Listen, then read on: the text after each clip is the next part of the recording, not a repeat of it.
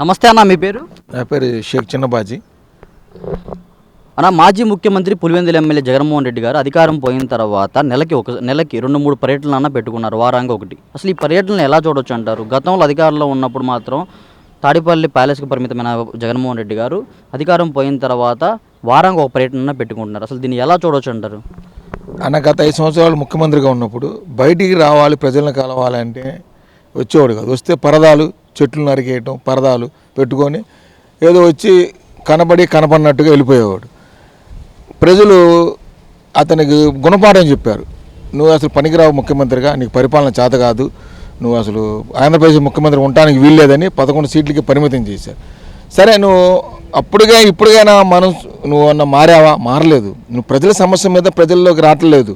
మీ నాయకులు, మీ యొక్క పార్టీ నాయకులు వాళ్ళు అనవసరంగా చంద్రబాబు నాయుడు గారి మీద కానీ కూటమి ప్రభుత్వం మీద అలిగేషన్ తీసుకొచ్చి ఏదో తప్పు చేసినప్పుడు ప్రభుత్వం వారు, పోలీసులు వాళ్ళని అరెస్ట్ చేశారు. అరెస్ట్ చేసిన క్రమంలో నువ్వు నీ పార్టీ ఉనికిని కాపాడుకోవడానికి కోసం నీ నాయకులు వేరే పార్టీ వైపు చూస్తున్నారని పర్యటన పెట్టుకుంటున్నావు తప్పనిచ్చి నువ్వు ప్రజల కోసం, ప్రజల తరపున నువ్వేం రాట్లా.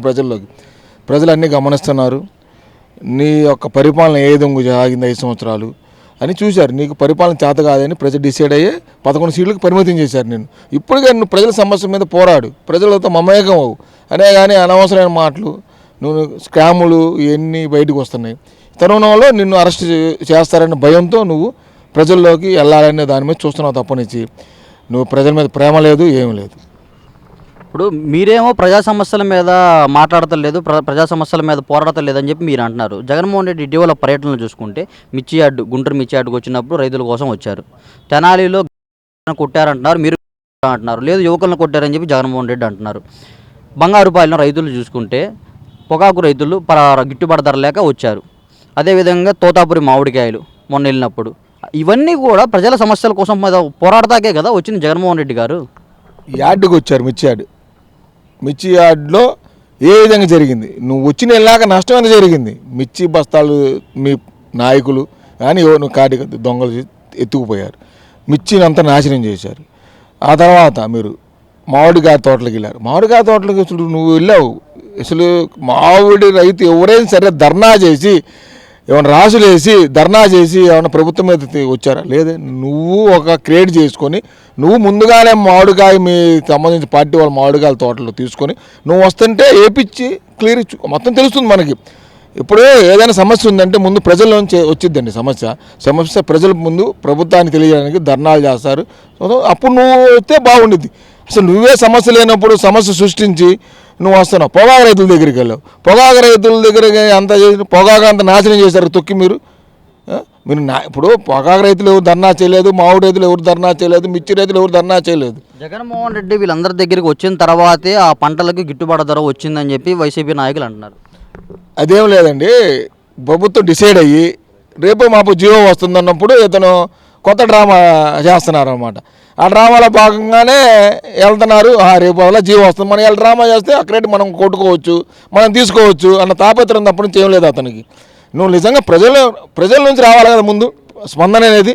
రైతులు ఎవరైనా ధర్నా చేయడం కానీ లేకపోతే రాసులు పోసి బయటపడేయడం కానీ ఎక్కడ చూసామా? చూడలేదే. ఇతనే డబ్బులు ఇచ్చి అతని పార్టీ వాళ్ళ చేత చేపించి అందరూ భయగ్రహం అవుతుంది. ఇప్పుడు అన్న ప్రజలు పిచ్చిగా లేరు, సోషల్ మీడియా ఇవన్నీ ఉన్నాయి. నీ నాటకాలు అప్పుడు దాకే చెల్లిని, ఇప్పుడు ఇంకా చెల్లడానికి వీల్లేదు.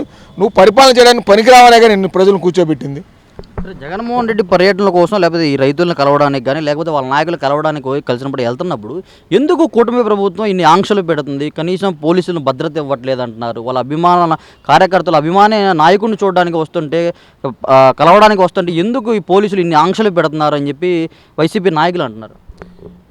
ఇప్పుడు ఆయన ఒక మాజీ ముఖ్యమంత్రి, ప్రతిపక్ష నాయకుడు కన్నా ఒక ఎమ్మెల్యే. అతను ఏంటంటే జనాల్లోకి వస్తున్నారంటే రావచ్చు, కాదనట్లా. వాళ్ళ నాయకులు అక్కడ లోకల్ లీడర్స్ ఎవరైనా వెళ్ళొచ్చు, వాళ్ళు మరీ అరాచకంగా అతని మీదే భౌతికంగా నెడతం చేయడం చేసి అది చూపించి ప్రభుత్వం మాకు సరిగ్గా భద్రత కల్పించట్లేదు, మా మీద నెపం చేయడానికి ప్రయత్నిస్తున్నారు గవర్నమెంట్ మీద. ప్రభుత్వం వారేంది కట్టడి చేసి వాళ్ళ ప్రోగ్రాం చేయొద్దని లేదే. ఎక్కడైనా మీరు సకంగా చేసుకోమన్నారు. వాళ్ళు అతిగా అంటే ఈయన గత 5 సంవత్సరాలు యువతకు కానీ వీళ్ళని కానీ బానిసలు చేసి తర్వాత మాదవ ద్రవ్యాలు బానిసలు చేశారు. ఆ పిచ్చిలో వాళ్ళు అతనికి చేతులు రెక్కడం అలా చేస్తున్నారు. అవన్నీ మళ్ళీ ప్రతిపక్షాలు కట్టడి చేయట్లేదు, మా నాయకుడికి ఫోర్స్ ఇవ్వట్లేదు, ఎన్ఎస్ఏ సెక్యూరిటీ ఇవ్వట్లేదు అని మళ్ళీ గోల్ చేస్తారు వాళ్ళే. ప్రభుత్వం వాడేంది, అతనికి జాగ్రత్తగా వచ్చి ఎంతమందో చెప్పండి, మీ డీటెయిల్స్ ఇవ్వండి, మీ ప్రోగ్రాం ఎంతమంది ఉంటారు ఏందని, అది ఎంతమంది చేసి వేసుకొని వెళ్ళమంటున్నారు. ఎక్కడ మీరు గత 5 సంవత్సరాలు చూసి చంద్రబాబు నాయుడు బయటకు వస్తుంటే గేట్లు తాళాలు వేసి బిగించి పడేసేవాళ్ళు. ఎన్నో సంఘటనలు చూసాం. మా తెలుగుదేశం నాయకుల్ని వస్తారంటే హౌస్ అరెస్టులు చేసేవాళ్ళు. మీ నాయకులను హౌస్ అరెస్ట్ చేయట్లేదు, ఏం లేదు. మీరు రాండి, మీరు చెప్పండి ఎంతమంది వస్తారు కాదు, 100 మంది కాదు, ఎంతమంది చేసుకోండి, వెళ్ళి చూసి వెళ్ళాలనుకుంటున్నారు. ఈ వీడియో నచ్చితే లైక్ చేయండి. అలాగే మా ఛానల్ ని ఫస్ట్ టైం కనుక చూస్తున్నట్టయితే ఇప్పుడే సబ్స్క్రైబ్ చేసుకుని పక్కనే ఉన్న గంట సింబల్ ని యాక్టివేట్ చేసుకోండి. అప్పుడే మేము పెట్టే ప్రతి వీడియో మీకు నోటిఫికేషన్ గా వస్తుంది. అలాగే ఈ వీడియో పూర్తిగా చూసినందుకు ధన్యవాదాలు.